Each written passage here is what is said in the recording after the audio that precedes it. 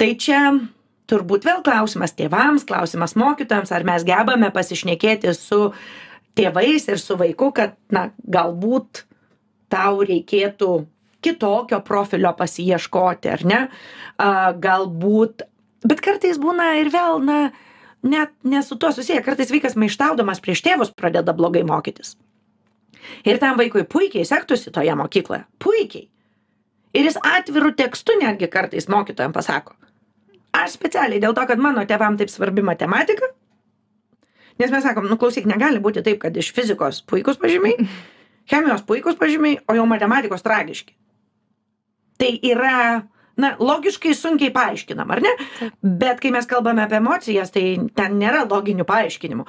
Ir taip pat vieną kartą, antrą kartą, trečią kartą su vaiku kalbant, paaiškėja, kad tėvam labai svarbu matematika. Ir kad jie labai nori, kad būtų labai geras pažymys. Ir kad labai